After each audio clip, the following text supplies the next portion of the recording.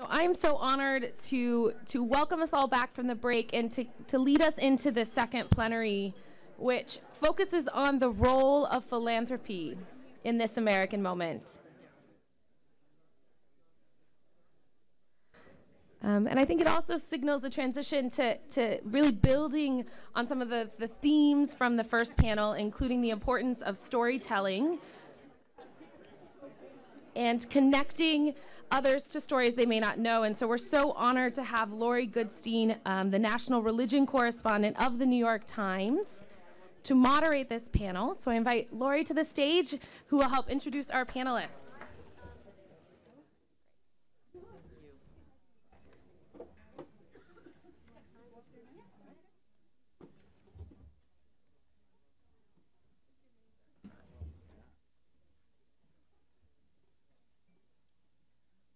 I'm very honored to be asked to moderate this panel, especially after a really superior, fantastic panel that we just saw.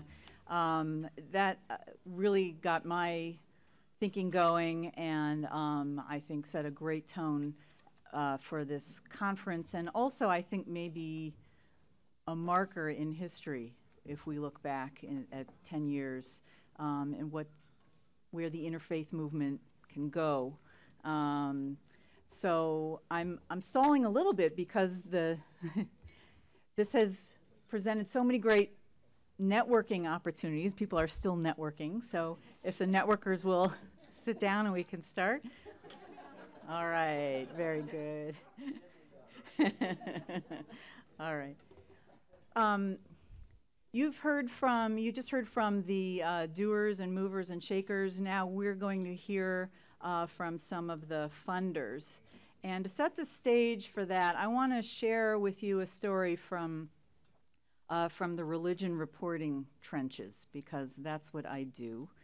And this is one that stuck with me. It's something that happened about a month after the last presidential election. I found myself at a Friday night Shabbat dinner at a home in New Jersey and struck up a conversation with a woman who turned out to be a manager at a Fortune 500 company. And she was an immigrant to the United States. She had become an American citizen. She had 2 children, a daughter who had become a doctor and a son who had become an engineer, and she had really done very well for herself. And she was telling me that she and her husband had recently traveled to Tampa to scope out a retirement home, a piece of property to live in. And then came the election. And the woman and her family were terrified that they were no longer welcome in the United States. Instead of Florida, they decided to go to Canada to look for a piece of property to retire in and to open a bank account in Canada, and they were going to spend their Christmas vacation in Toronto. So why was this woman so afraid? She and her family are Muslim. And yes, you heard me right, I met her at a Shabbat dinner in an observant Jewish home in New Jersey. The dinner was with members of an amazing interfaith group of women, Jewish and Muslim women, called the Sisterhood of Salam Shalom. Some of you may know it. They had already spent a few years getting to know one another and then moving on to taking on community projects together. And they were really in the process of building civil society in a very concrete way. So that night, over dessert, a group of us were sitting in the family room downstairs, and this same woman who I had met, I noticed she was steering the conversation with the Jewish women in the room. She wanted them to talk about their families, which of their relatives had gotten out of Germany ahead of the Holocaust, and when they left and how they left. And then she asked them, how do you know when it's time to leave the country before it's too late? Isn't it true, she said, that the ones who stayed behind are the ones who got sent to Auschwitz? So I was sitting there with my notebook. I'm usually kind of fly in the wall in these situations, you know, plate of brownies on my lap, and I thought to myself, this is a sign of the times. This is how bad things are. A successful corporate executive was planning to leave her home in the United States because she did not feel like her faith was welcome here any longer. But it also struck me as I looked around the room, this is how good things are. A Muslim woman was turning for support to a group of Jewish friends whom she'd come to know through an interfaith group. And the Jewish women in the room responded to her. It was a very emotional, actually, evening. Essentially, they responded to her, if they come for you, we will stand in the way. We will not let that happen to you. It's relationships like this that are now quite literally keeping our country intact, stitching us together so we don't fall apart, I believe. There are small, unsung groups like this across the country. You heard from some of the people who have seeded those groups in the previous panel. Most of them, like this one I was at, were started by just religious Americans of one faith or another who felt compelled to reach out to know their neighbors better for a variety of reasons. These are the people who show up for an interfaith vigil after a mosque has been firebombed or a synagogue has been vandalized. These are the people who showed up at the airports to protest the Muslim ban, the travel ban last year. And as Reverend Jen mentioned, in near Nashville, the town of Shelbyville, which had a white supremacist rally earlier this year, that Shelbyville is a town that had a really anti-Muslim uprising, I would say, a few years ago when a mosque wanted to expand. And it was the Christian community that resisted, and the town council took this up, and this conflict went on and was in the courts for a long time, and was finally resolved in a way that allowed the mosque to expand. But I want to say that last year when these white supremacists showed up in Shelbyville, it was some of those same relationships that had been founded around the resistance to the mosque that turned out to overwhelm the white supremacists who showed up in Shelbyville. And you see this over and over again across the country, at least I do in my reporting work. So in most cases, these folks are doing this on their own, from the grassroots, with no resources and very little budget, whatever they've contributed on their own. So the question I want to put to our panel today is, in this American moment, what role can philanthropy play in building civic cohesion and sustaining our democracy by bridging religious divides? How much more influence could these small grassroots efforts have if they had resources and guidance and connections to the bigger picture? So I want to begin by having you each introduce yourself, but briefly. We'll do the introductions and then we'll do the questions so that we can have a conversation going. Who you are, what foundation you're with, and maybe we can start with, if you can just briefly describe how your foundation works to bridge religious divides through the initiatives that you support, whether or not your foundation currently funds programs that directly addresses religious diversity. So should we start with you, Nancy? Okay. My name is Nancy Cable. I'm the president of the Arthur Vining Davis Foundations. We are 65 years young, strengthening America through education. For all 65 of those years, we have given to some extent to seminaries, to theological education, to rabbinical seminary education. And about 5 years ago, our board began asking the question, where are the greatest needs? Where is the intersection between necessity in our current culture and religious understanding and opportunity? And at that time, they launched a program with the full support of the board and with great enthusiasm on the staff's part to fund interfaith work.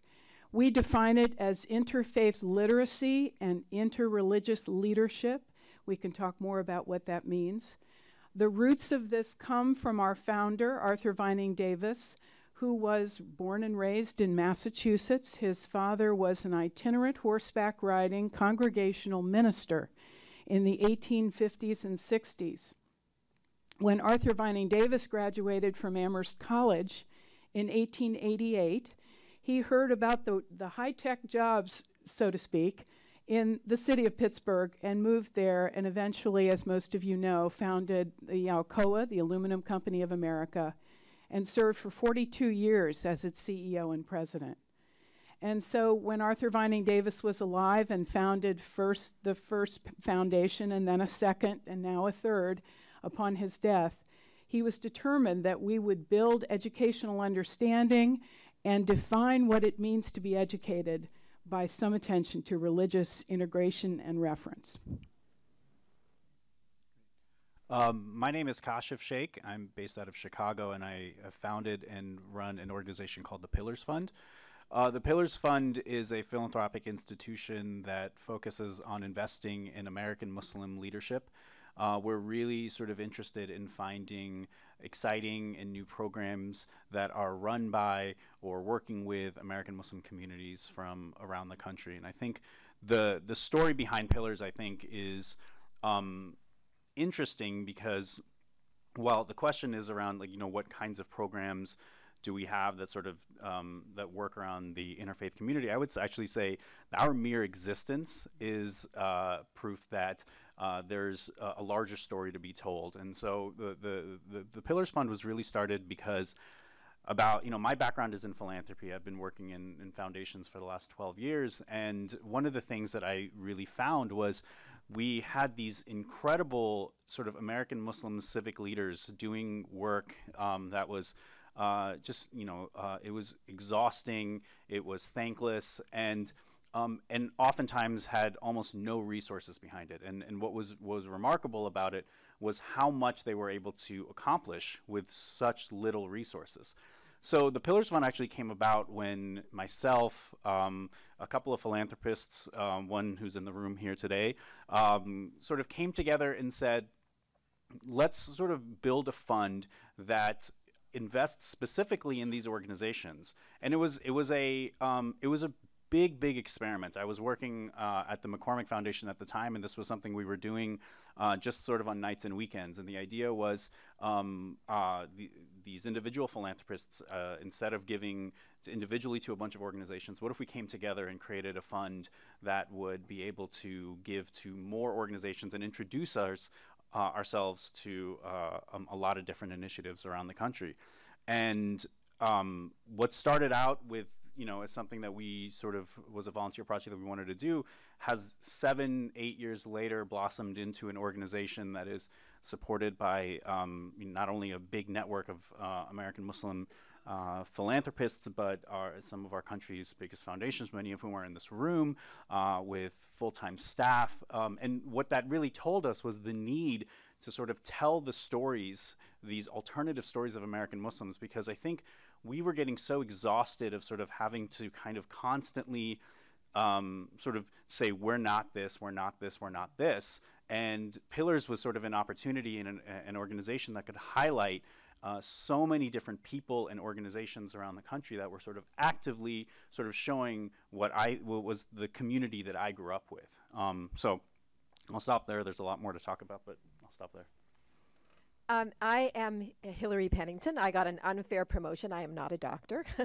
But I do serve as Executive Vice President of the Ford Foundation, which is an 80-year-old foundation. And I am here partly on this panel to make myself uncomfortable, because the Ford Foundation is radically stepping back and trying to think about how we play a constructive role in exactly the kinds of things that we're talking about here. In 2015, we made a decision as an institution to focus on one thing, which is the issue of rising inequality around the world. And in that same year, we shut down our multi-decade programming in religion. And so we did that, and we decided we needed to take a step back and really think through what the right and best way we could be of service and support for helping people bridge difference, whether from a faith perspective or other perspectives. As we funded religion over multiple decades, we did it in multiple kinds of ways. We built fields of scholarship. We supported interreligious efforts. We supported a number of organizations here in this room. And by the mid-2000s, we had a program called Religion in the Public Sphere. And for a global foundation working on inequality, it was a program that focused only on religion in the US. And as Pastor Bob said, every religion is everywhere. And that seemed like a narrow way to be thinking. And we had strayed as a social justice foundation in funding primarily what we thought of as the progressive religious voice. Communities of faith who were organizing around very, very important issues and values, things like reproductive justice, like the rights of LGBT people, like immigrants and immigration. But we ran the risk of really trying to fund, almost in a sense, an arms race, funding the progressive religious voice so that it could be effective as a counterweight against conservative religious voice. And so we stepped back and said, and have been asking ourselves, together with many of our former grantee partners and current grantees, what's a better way for us to be engaged in issues of religion and religious faith at this moment in time, both in the United States and more broadly in the world. And I can talk a little bit more about some of that reasoning and some of how it fits into the broader things the foundation is doing.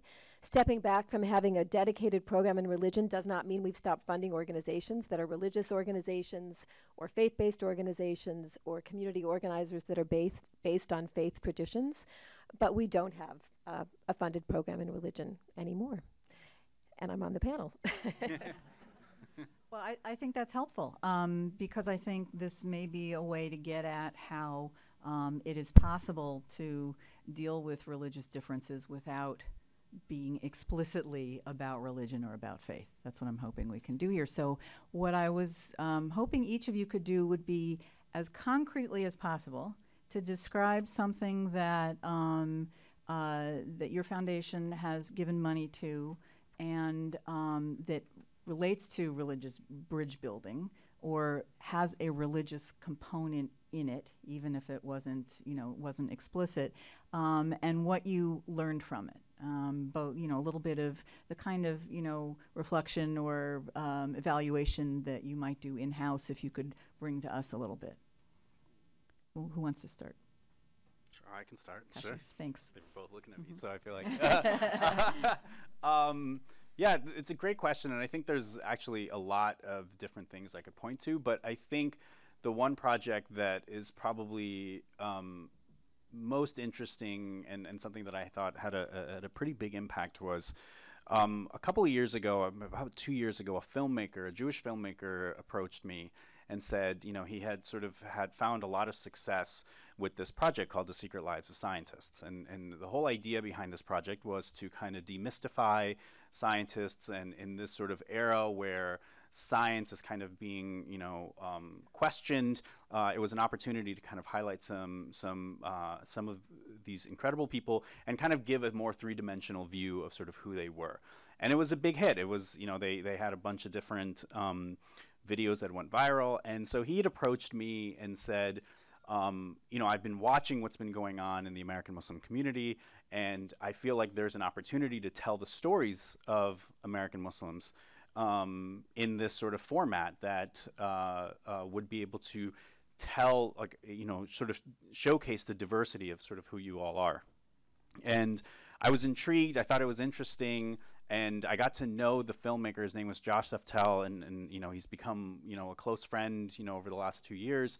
And I just found the project to be really remarkable. But more than that, I found him to be really remarkable. I found him to be someone that really genuinely cared. And I think we have so many of these stories of sort of this interfaith cooperation. But what was interesting about the way that we worked together was that it wasn't sort of intentionally interfaith. It was just, someone who really cared about a topic and wanting to use his skill sets to do something about it.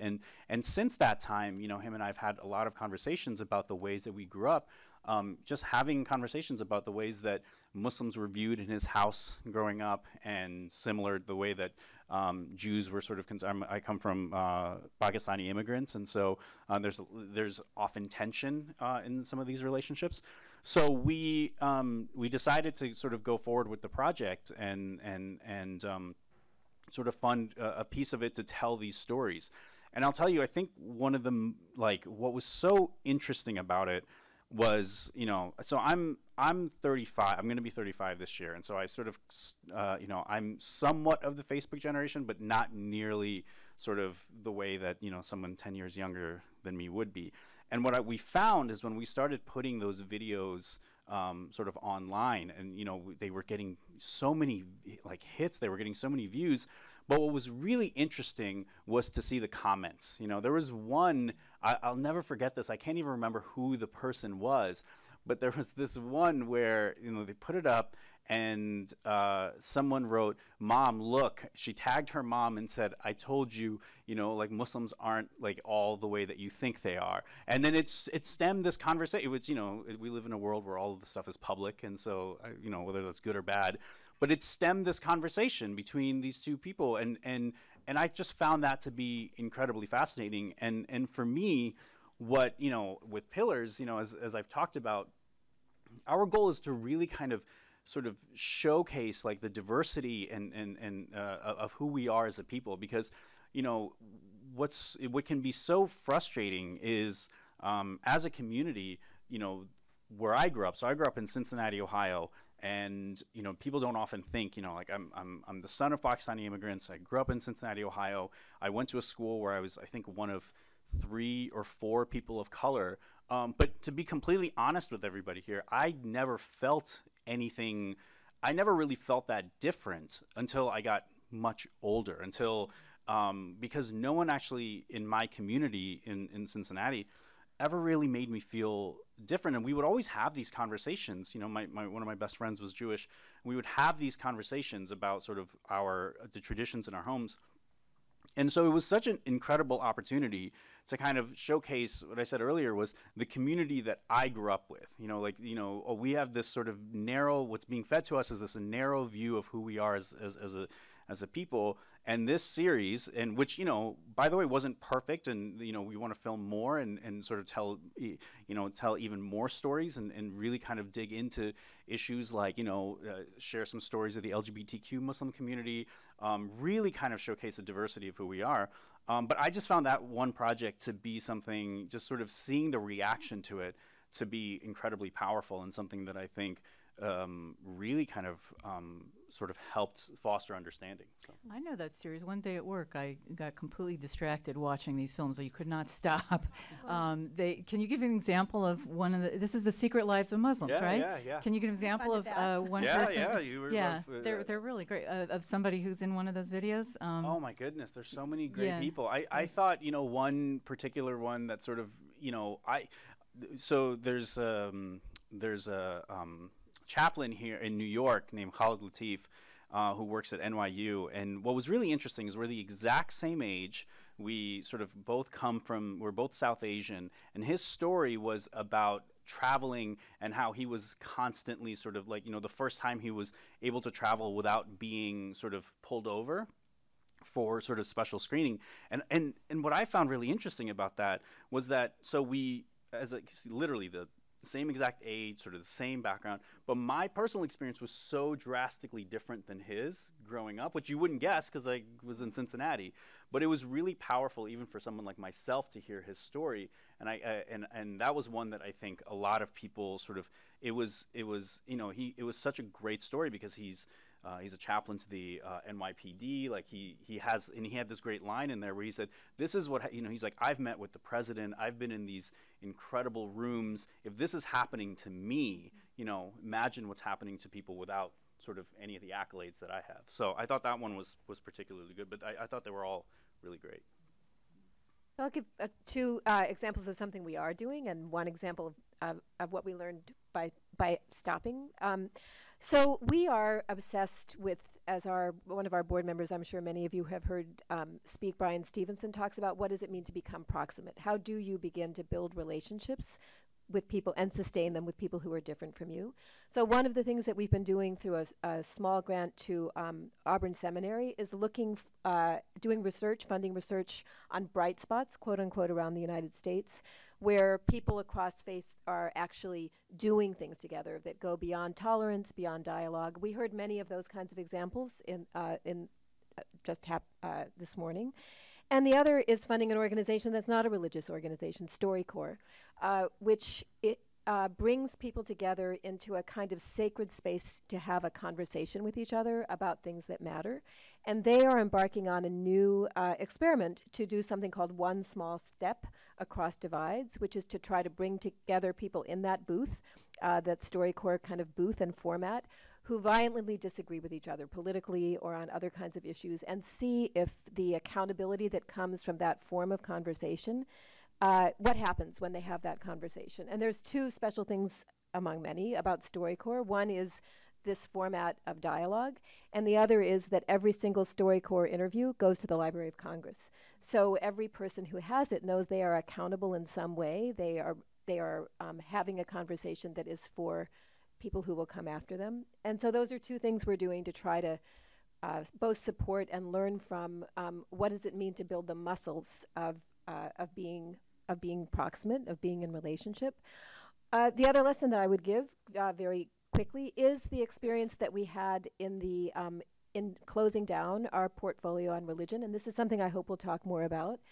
And there, the hardest thing about that was to see how tiny the budgets of these organizations were, what a huge percent of their budget a relatively small Ford Foundation grant had accounted for. The number of those organizations that we had been funding partners of for multiple years, and we had never worked with them to help them bring in other funders, or to even really look at what it meant for them to be as dependent on us as they were. So even though we gave notice, we gave tie-off grants, we brought them together with each other to think about what they might be able to do together that might help attract other funding, they were woefully under-resourced, and we were irresponsible in how we thought about what it meant to be, quote unquote, supporting a field. So I think that that's something foundations do not do very well. They don't think about what it means when inevitably it will happen, as it happens in everything foundations do, that they will exit something they have been doing. And so I think I really support the idea that, as you said, Lori, building connections and helping there be more of a field for this kind of work would be a very good thing. I think it will be essential from the very, very beginning to think about the ways in which foundation resources both help that happen and become a distortion. And particularly, I think, in the space of religion and faith, what you wouldn't want to do is to cause there to be any stepping back from what Pastor Bob was saying, let's just get out and do it. You don't want to be naive that doing it takes resources, but that energy of not having to second guess where foundations are and how to turn yourself into a pretzel to be at the spigot, the bottom of the spigot of whatever thing it is they're doing that day, I think that's really a tension. And I would encourage those of you in the room who are in faith-based organizations to be strong with us in figuring out how we negotiate really honest conversation about that kind of trade-off. So those are my lessons and doings. So that's a nice segue to some of the change that we've had within the Arthur Vining Davis Foundations. We started out 5 years ago knowing that we had a very strong history of deep and abiding relationships with our theological and seminary colleagues. Again, about 60 years of doing that in any number of ways, but deeply dedicated to the sector. And frankly, 5-6 years ago, we didn't know what we didn't know. We just knew that several key pieces of information were coming our way. One is that religious diversity and pluralism is growing across the globe in ways that I think Rob's demographic data shared with us very, very clearly. We also know that there's a changing status around what it means to be educated in any leadership role that you will hold that involves your understanding, respect for, and appreciation of all religious traditions, including the nuns, N-O-N-E-S. And so with those guiding principles of reality, we started to ask ourselves questions like, do we want to meet the human need in this, or do we want to raise the human potential? Those are two different questions in this funding space. Do we want to be among the first movers, or are we going to wait for others to do this and then follow with those who are successful? How can we leave our traditional seminary colleagues in good stead, as Hillary was referring to, but try to drive some change within those long-term relationships by emphasizing that our grants will be exclusively going forward in interfaith understanding and religious leadership? And so in answering those questions, we've done some of the following. Our 5 program areas at Arthur Vining Davis Foundations are highly diverse. Most of you know that we are very solidly in the public educational media space, in children's television and Ken Burns' work, in historical documentaries and documentaries on science and environment. Most of you know, I think, that we have been involved over the years in theological education. We also have, as our largest program area, private higher education. We knew that there was probably some intersection with public media and with private higher education that could blend our sector program priorities rather than just staying tied to a type of institution. We also, through a very diligent work on our board's part over 30 months, chose to go into the environment, and we chose to go back to Arthur Vining Davis's real interest in palliative care. So some of our grants have included things like a grant to Virginia Union University, its theological school, historically black college, that had never done any coursework in interfaith studies. We have given them some grants. That's back to theological, but it's in private higher education, and it's advancing interfaith. It doesn't take more than about one luncheon conversation with EBU to understand who the real movers and shakers are in this field, both in curriculum and in practice and experiential education. And we, as we can talk about risk, R-I-S-K and R-I-V-K, we took some risk in giving some of our earliest grants in this area to EBU, actually smaller grants, what we called planning risk capital grants of $100,000, to help him get started on scaling up on the minor in interfaith studies. We also have funded a film called The Sultan and the Saint. Many of you have seen that. It's already had over 5,000 showings nationally, and it's going global, as most of you know. We're very proud of that work because that has initiated conversations from high school and college students all the way up to senior citizens groups.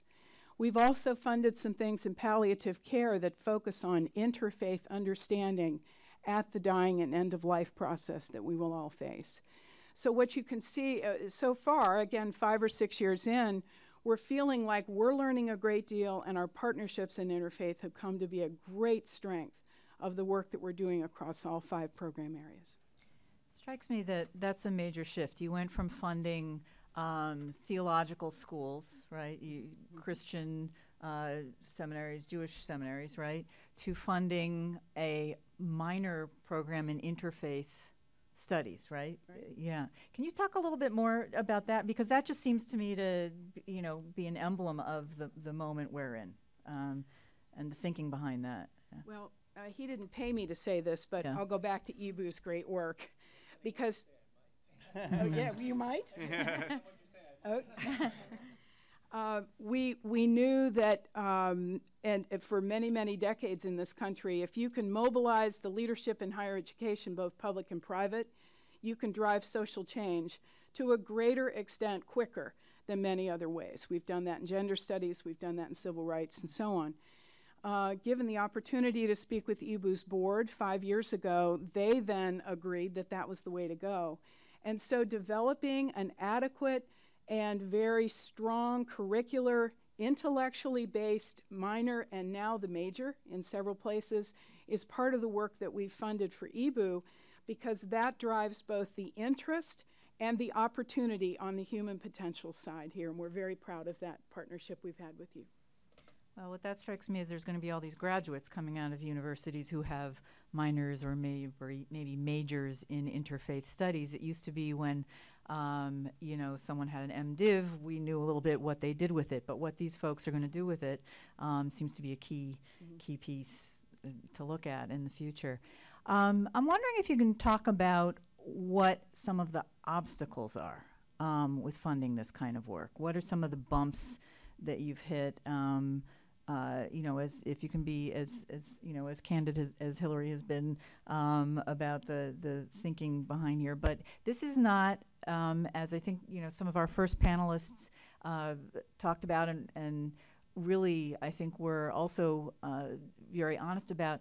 This is not easy work.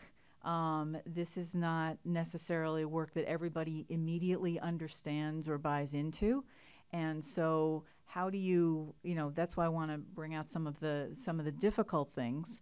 Let's be realistic about this, because the work doesn't get done unless you really face these realities. I can talk a little bit about some of the challenges that we've had, which is, I think with the American Muslim community, when you think about sort of all that sort of has been happening, I think one of the sort of luxuries, I suppose, that we have is to be able to take sort of a bird's eye view of all that's going on in the community and sort of start to think about ways to sort of kind of regain and build trust. So one of the programs that we funded that I think has done a phenomenal job of this is there's an organization called the American Muslim Civic Leadership Institute. Their executive director is in the Brie Lascotto is here. And so one of the things that we've sort of really sort of thought about is how do you build trust? How do you kind of rebuild trust in a community that has actually been very traumatized? And I think that, it wasn't until I really sort of delved into this work and sort of made it sort of my full-time sort of mission did I start to recognize, as you, the story that you shared, Lori, about how not just that how common that sentiment is, and how this feeling that has existed, by the way, long before Donald Trump was in power. And so I think it's easy to kind of talk about this work within the context of Donald Trump, which obviously has exacerbated the issues. But it's not like these issues didn't exist, 10, 20, 50 years ago. And so for us, it's been really challenging to try to and I think, one thing that we've taken a stronger sort of role in is trying to convene. And that's something that we've been able to try to bring different people into a room together and kind of rebuild this trust that I think has because when you talk about scarce resources, what happens, and I honestly, I think this is a great thing about philanthropy, where we obviously have these resources to support, but it also sort of inherently creates this competition, and it's really challenging to get people in a room together to truly be vulnerable and be able to sort of, get past this power dynamic. And so one of the things that we've been really trying to do is really kind of understand the needs of this community so we can share them. Because one of the things I hear all the time from sort of our foundation partners and many people in this room is how do we help? What is it that we can do? And I think in order for us to be able to do that effectively, we need to sort of, as a community, really kind of come together. And it's through programs like Amicably, where people are kind of coming together, building this trust, getting to know, build this network. I mean, we're doing it both on that sort of on the grantee side, but Pillars also was founded as a network of American Muslim philanthropists. So, to build the trust on that end of things too, is that how do you get donors that, have significant wealth to be able to trust in a process to sort of give together as opposed to individually. So I mean, these are, I think, good challenges to have, and I'm honored to be able to sort of help try to work on them, but they are challenges nonetheless.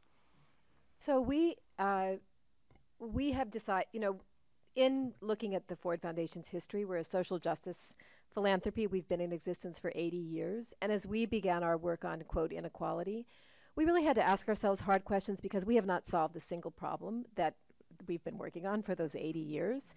And one of the nature of social justice challenges is societies take a step forward, and for every win they have against power, against privilege, against established systems, there's a pushback against that win, right? And we're seeing that in this country now in so many different ways, with race, with women.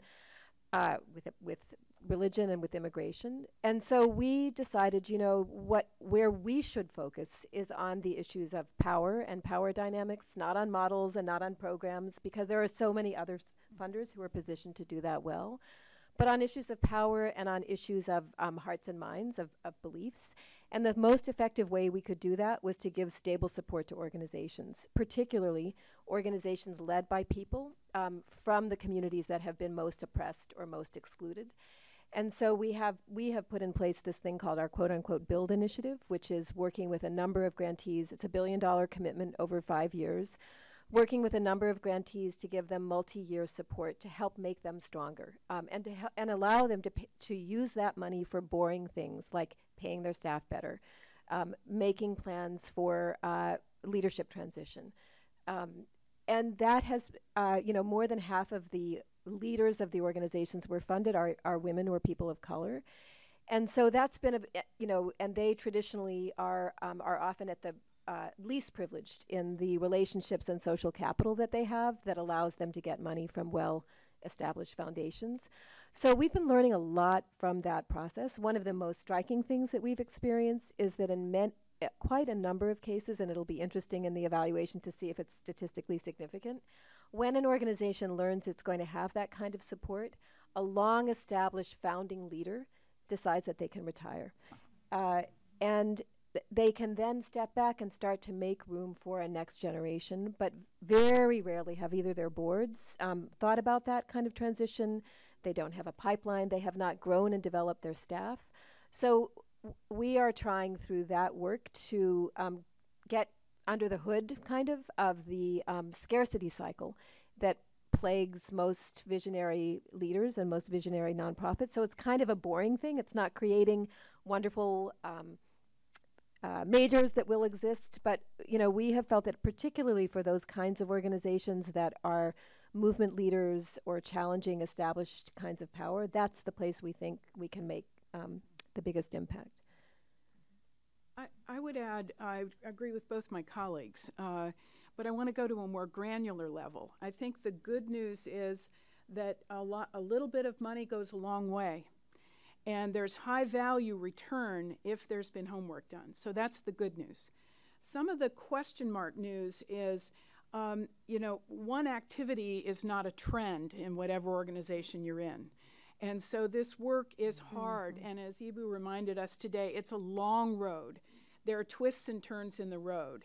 If the work is not done well, depending on the population you're trying to affect, it can go very badly and can actually be harmful. So there is risk there, but the dollar goes a long way, and if you have planful leaders, this work really makes a difference actually very quickly, because the concentric circles of effect that move outward from the central activity have real value in most organizations. We all listened to Pastor Bob Roberts talk about working with evangelicals and working in Muslim countries where the assumption isn't necessarily that interfaith work is a desirable or a good thing. And we're now in a moment in our country where we're learning that, you know, more and perhaps greater percentages of the country than we knew doesn't necessarily share the assumption that diversity even is a good thing. So I'm wondering what you think about whether it is worth your while to fund work with those folks as you're to involve those folks, or whether it makes sense to work with people who already buy in, you know, who are already on board. You know, well, first of all, have any of you tried to work with communities like that you know, that are resistant, or does that not make sense? If the door isn't open, maybe it's not worth pushing on it. I don't know, but this seems like a key question at this moment in our country. What do you think? We have a hard line against any kind of political advocacy work or legislation impact. So I think the way we maybe address but maybe dodge around your question is we don't go to those that are necessarily reluctant to embrace this. We stay grounded in the fact that religious pluralism and diversity is growing every day, And so those who fail to recognize that and accommodate that in decision making and leadership at some point will find themselves at some disadvantage, we believe. And so we sort of stand on that truth, and we'll see whether that was a valid standing. Yeah, I think first we should give Pastor Bob like total credit. I'm Pakistani and I wouldn't do what he did. So I mean, it's a remarkable story.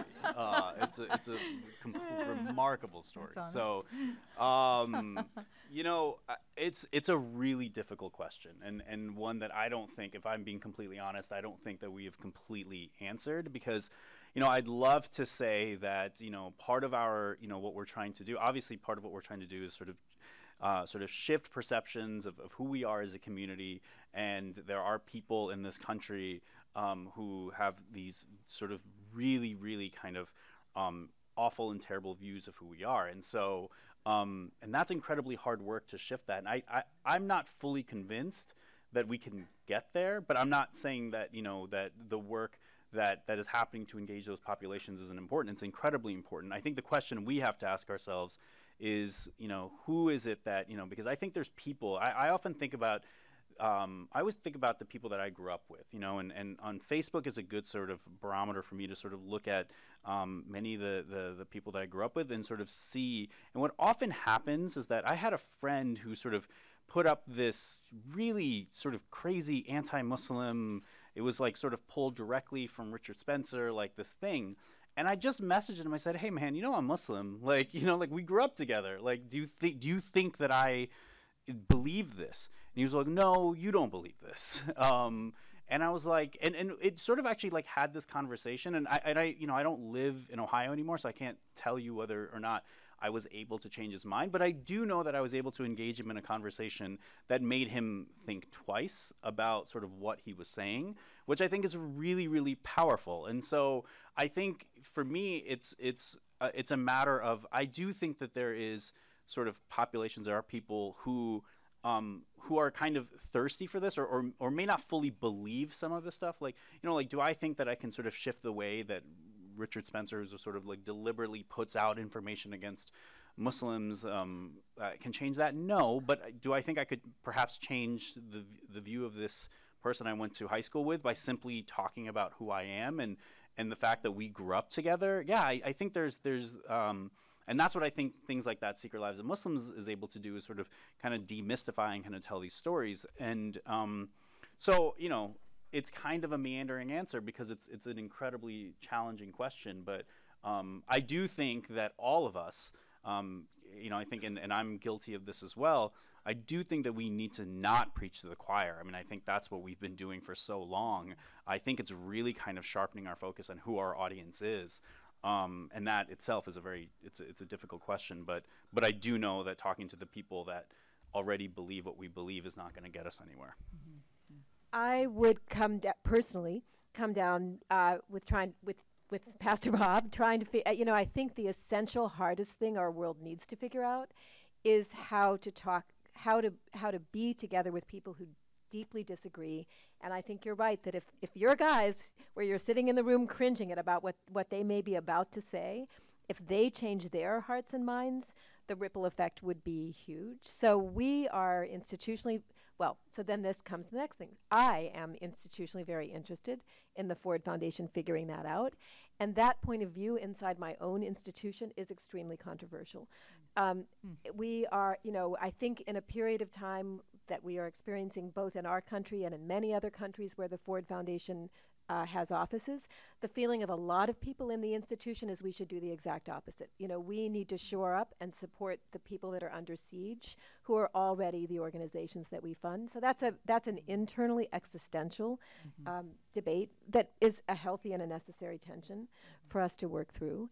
You know, a thing I've been thinking about all through the course of today is that, of course, you know, one of the effects of inequality is the fortunes that are being made everywhere around the world and the vast amount of wealth that is coming into the world that will some of it be turned to philanthropy. So you know, I think it's interesting to ask, how can we think about established foundations and what role they may play? But I also think it's very interesting to ask the question about new wealth, because those are families, and families are close to their faiths and their background. In the United States alone, there are 2,000 families whose combined net worth is $1 trillion with a T dollars. $500 million for each of those families. They are becoming more philanthropic. They each give out about 1% of their incomes every year in philanthropy. But given the nature of inequality, they make about 8% a year because they have assets that are wealth, not just income. So I think a really interesting question for all of us as we think about what would it mean to build more of a field is how do you find those kinds of people? Do you find them in places where they practice faith? Do you look at the religious traditions that impart and send them to give some kind of contribution to philanthropy? It's projected there'll be as many billionaires in the Middle East, China, and India as there are in the US in the next decade. So I feel like that's an interesting question for us all to think about because philanthropy is personal and it starts with families, and families are close to faith of some kind. Well, I ask it too because in my reporting I have seen a shift from, 20 years ago I used to attend interfaith events and it was a lot of preaching to the choir.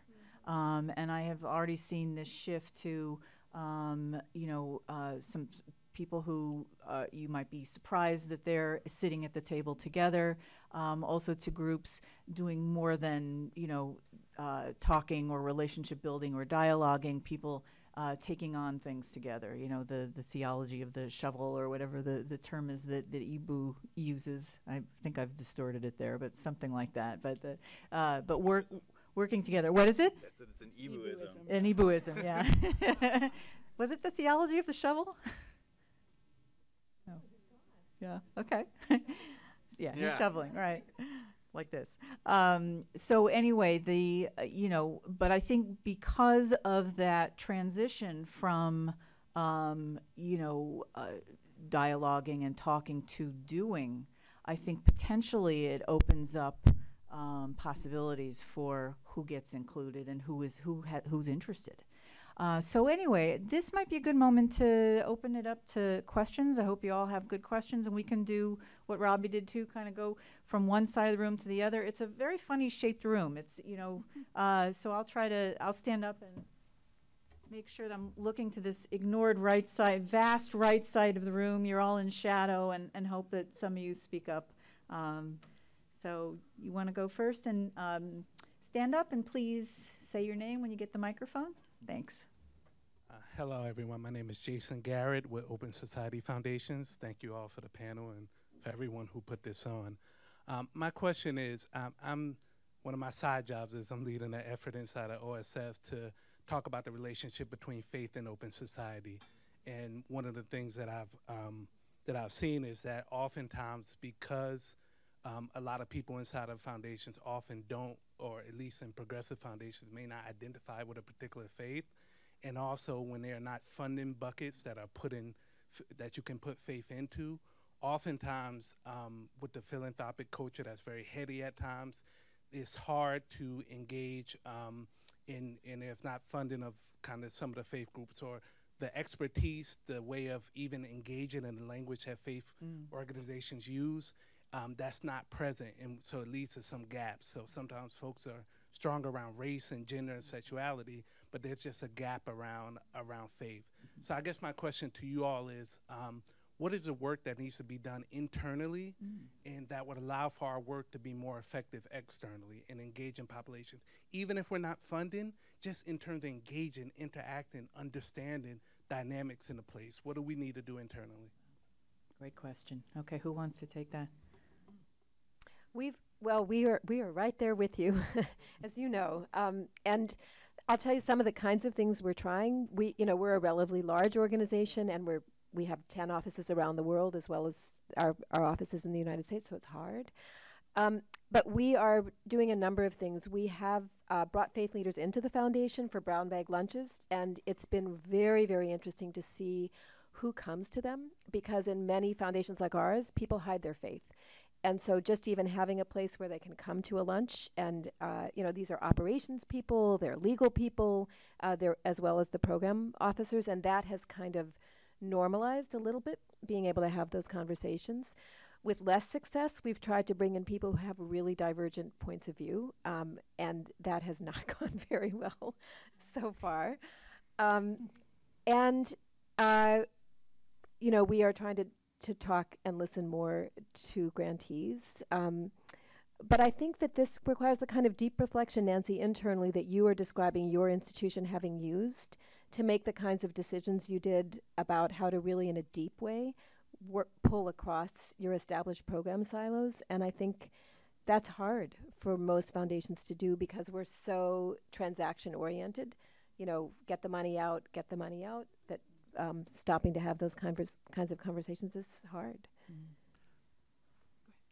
I think that it's not an issue simply in sort of in the foundation world. I think what I've seen a lot is and I've seen this particularly in sort of progressive circles, is sort of the de-emphasis of the role of faith communities and sort of almost ostracizing faith communities.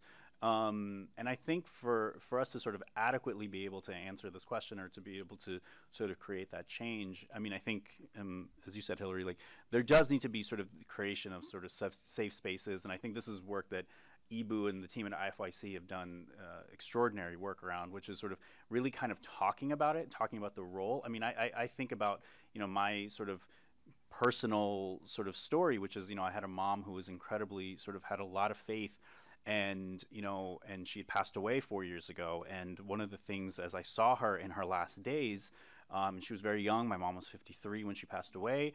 And, you know, the thing is that faith kind of kept her really, really strong, and it sort of allowed her to sort of go in peace. And, you know, literally, I'm like, you know, I watched that happen, and about a week later, I was watching Bill Maher's show, and he was talking about sort of how religion is the sort of like the bane of all that is wrong in the world, you know, et cetera, et cetera.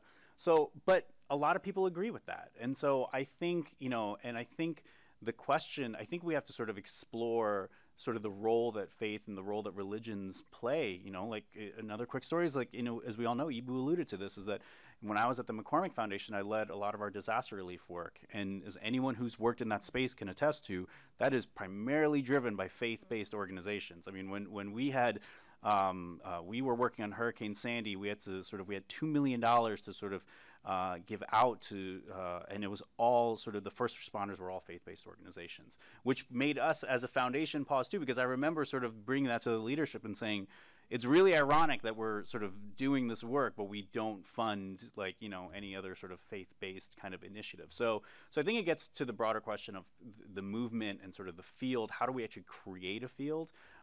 Because if it's, I don't think it's going to be that effective if we're just sort of having one-off conversations. I do think they're powerful, but it's a much bigger sort of philosophical question that we have to grapple with in today's age. Jason, I would also add a couple things. One is internally, foundations need to do their homework. We benefited greatly from almost a tireless reading of research and really being up to date on some of the issues they're trying to be. The second is networking. Networking across an open space. We have funded interfaith things at Harvard and Yale, but we've funded things at other places I just mentioned to you. And so having a real open mind about the iterative nature of this work on behalf of a pluralistic civil society is very important. The third is to have really good dedicated staff. I think we have that, but people who are passionate about this as a definition of what it means actually to live in this nation and to live in a civil pluralistic society. And then the last thing to mention is, you know, foundations themselves are always in transition. And one of the things that's happening for foundations like ours who've been around a long time, and I'm referring back to Hillary and Ford, is that we're going through intergenerational succession. So the founders or the first descendants from the founders have basically moved to emeritus status on our board. In our case, the median age of the board dropped about 30 years over the course of 3 meetings in 1 year. That brought a whole new set of questions about what we should do and not do. And so when you're looking for funding or when you're looking to give funding, ask about the transitions in play in the foundations that you're speaking with. That can be really helpful sharing of information. Great question. Should I, well, okay, I'll sweep across the room. How about that? Okay, Victor? Hi, my name is Victor Kazanjian. I'm the Executive Director of United Religions Initiative, which is global grassroots interfaith peace building. And I live at the grassroots. I spend my life with people around the world who are daily gathering for humanitarian good across these lines. And one of the things that I think I've heard throughout the morning and now is that the importance of the grassroots and grassroots connection, and that there are millions and millions of more people doing this work in the world than there are people who are agitating for violence. And yet we don't hear those stories nearly as much.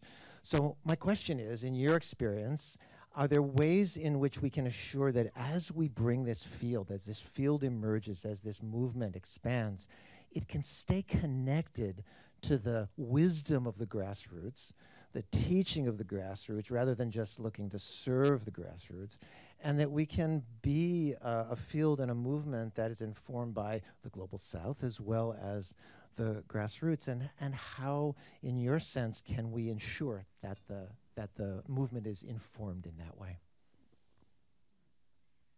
Well, again, just speaking from one experience, that is where, for us as an institution, it's enormously valuable that we have offices in places in the Global South that are led by people from those countries, and that's what they do, is to interact with people from the grassroots.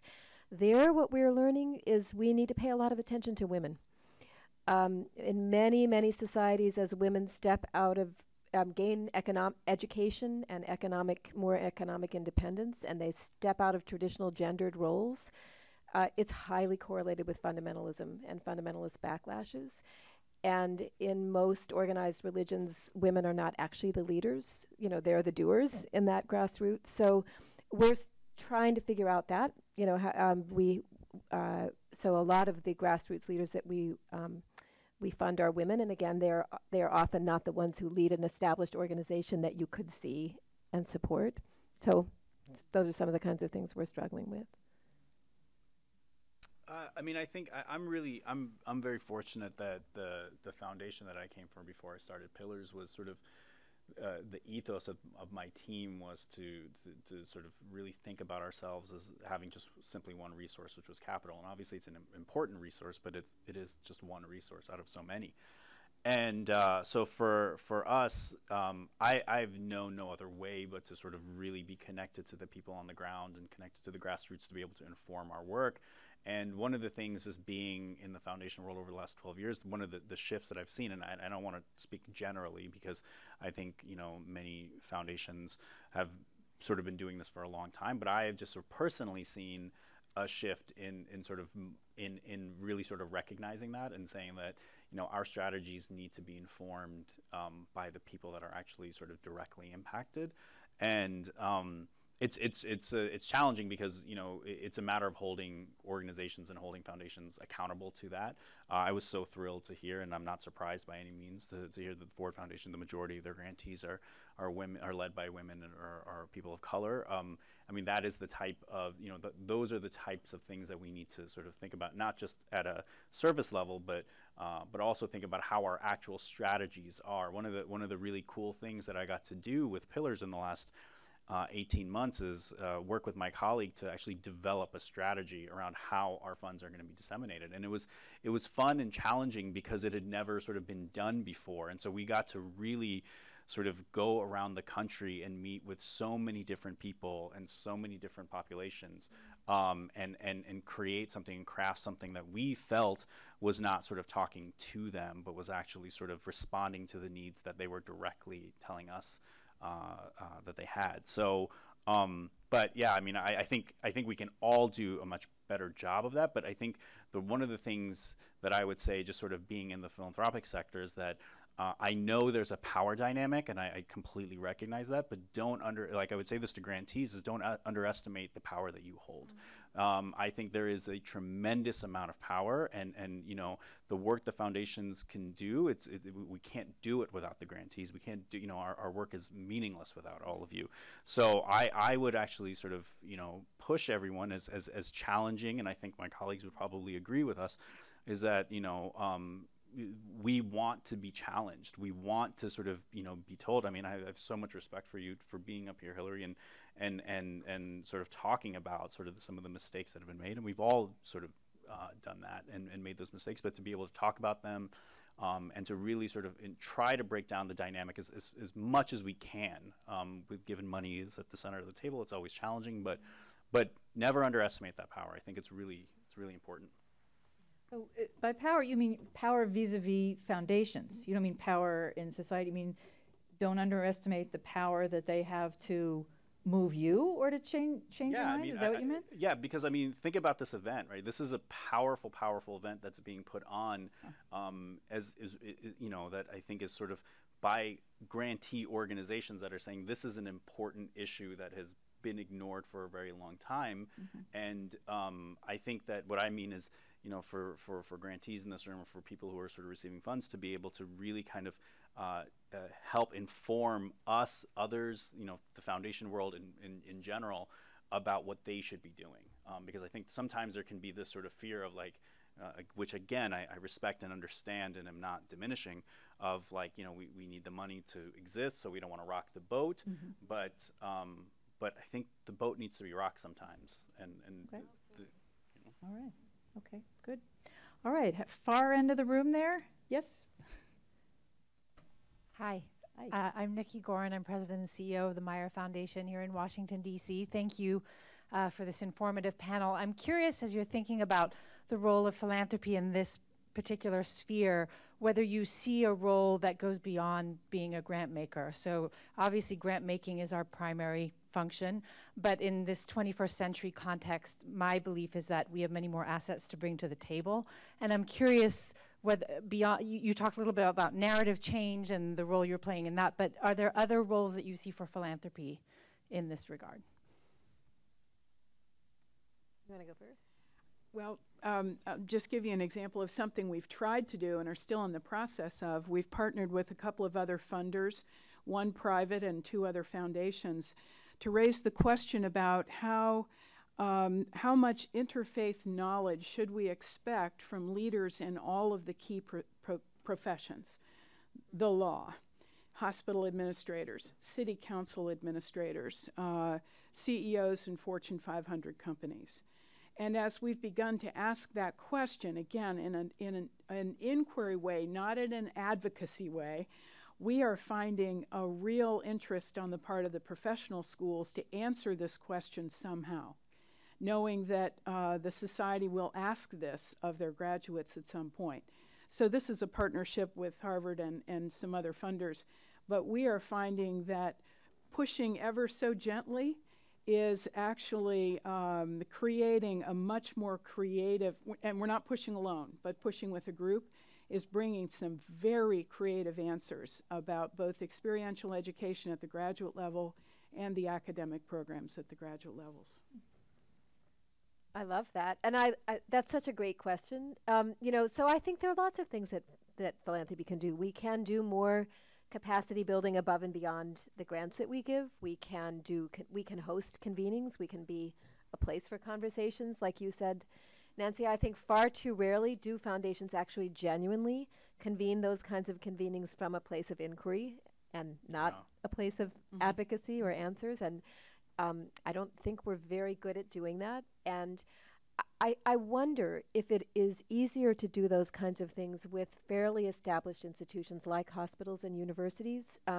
What I experience with more grassroots and small organizations is, at least we have failed. It's very hard to try to figure out how do you learn about something and signal that you're interested in learning about it without creating a lot of dysfunctional anxiety or excitement. That so how you keep those conversations genuinely about the inquiry and less about maybe this will turn into something that can be funding, I think is super hard. And maybe maybe it isn't the foundations that need to do a certain kind of that convening. Maybe it's giving money that lets the grantees do that kind of convening, and either being there to listen or hearing about it afterwards. So I think we could all get a lot better, especially on these issues that are hard, where the answers are not obvious. Yeah, I'm sorry, go ahead. I just want to add, one of the winding roads on this is assisting the field in establishing standards without appearing to be blocking good progress or innovation or momentum. Those are really fine lines, but I think foundations and their boards can play a role in that to make sure that whatever this work produces iteratively over decades ahead actually has been guided by some attention to real standards. Yeah, no, and I agree with everything that's been said. And I think we're going to be piloting something this year which could completely fail, but you know, it's always worth taking a risk. We wouldn't have gotten this far had we not. Which is, you know, one of the things that we found this year when we sort of opened up our sort of grant cycle was that we had over 200 people come in for funding, and you know, from all parts of the country doing really incredible work. And obviously we couldn't fund, you know, a majority of those organizations. But there was, you know, one of the things that my colleague and I got to do was go around the country, meet with as many of them as possible, and just find some of the most inspiring leaders and some of the most incredible people that we had come across.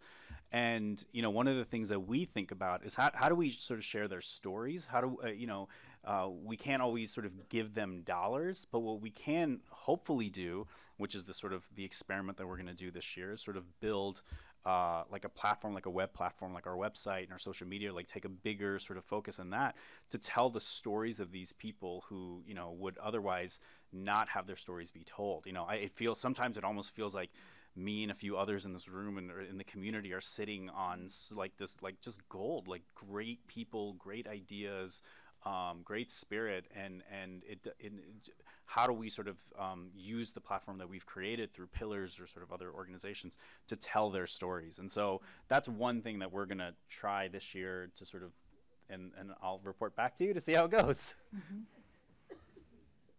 Okay. Well, you obviously are doing amazing things in answer to that question. So many people in the room are. So I mean, that's the odd thing about having three of us up here with so many other people in the room who are doing more and better often, at least certainly than Ford is. Well, maybe that's why they've got such good questions. We probably have time just for one more question. So, Ruth, since you were on a panel, I'm not going to give you the question. I'm going to give your seatmate the question there, since you already had a chance. So you go ahead. Sorry, Ruth. My name is Marianne Myers, John Templeton Foundation, and I just wonder if one or all of you might speak to the challenge of the really hard, long-term slog of so much of interfaith bridge building or border crossing, and the perhaps necessary emphasis on measuring results, sometimes on a very short-term basis in the world of philanthropy. The tension between those two things? Yeah. Of both those things. Mm-hmm. You know, I don't think you can make an impact on generational challenges like the ones we're talking about without long-term commitments. So it is deeply exciting when there are foundations like yours, Nancy, at Templeton, which are about one thing and will be about that thing in an abiding way. So I think that's a really essential piece of it, and we should all be doing as much as we can to lift up the importance of that. You know, I think it is possible to measure things that are slow and take a long time. I think we just need to be creative and responsible in how we do that. But you're not going to be measuring, you know, instantaneous changes in the kind of statistics Robbie was showing us. But there are ways, you know, that are consistent with any given foundation's, quote, theory of change to be able to get responsible indicators of whether you're making progress and ways of shifting and adapting, you know, if you're not. I think we're not so good at sharing what we learn with our grantees and others outside of us. So I think that's a very hard tension, but it's not. It's necessary for us to figure out how to navigate it without doing violence to the work itself. I mean, yeah, I mean, I would say, you know, one of the conversation that we're having here about the sort of the field I don't think we can do this work without an understanding that this is something that, you know, the change that we're hoping to see is probably not going to happen in our lifetime. And that's a really difficult thing to sort of, particularly in the foundation world where it's like sort of driven by metrics and benchmarks, it's really challenging. But it's something that we talk about at Pillars constantly, which is, you know, you know, one of the reasons that we sort of started the organization was because what we were finding was there was such a need in this community that, you know, oftentimes our best and brightest were sort of reacting sort of to everything that was happening, which of course they had to, because there was so much that was happening. And what I think what that meant though is that there wasn't a lot of sort of long-term institution building. Despite that, I think a lot of some organizations have sort of emerged out of in this space, but there wasn't a lot of support for that. And it's something that we have sort of taken on, I suppose, in terms of trying to help build some of those institutions and support those institutions. But we're not, you know, we're not fooling ourselves in terms of, you know, the impact that we think, you know, we're going to make in the short run. I mean, we have sort of committed ourselves to doing this for a long time, and committed ourselves to recognizing that while we will see some gains, the actual change that we want to make is something that, you know, we just may not see in our lifetime, and just getting comfortable with that. And that's really difficult to get comfortable with, but, you know. In an interesting way, I think many of the values across many religious traditions include things that we need to adopt in order to get this work done well. Great courage, an ethic of care, deep commitment over a long period of time. This is longitudinal work. I don't think we even know what to measure 50 years henceforth to start measuring today. So I think we can adopt some of our values about humanity and across various religious traditions to inform our grant making as we go forward, perhaps. Thank you. Okay, I think we are out of time, but I want to thank all of you for lifting the curtain a little bit. I have to say that as a journalist, I often find that the foundation world is, you know, a dark curtain you can't see anything behind. So I think this was a really, really valuable panel, and I want to thank you all. Thank you all.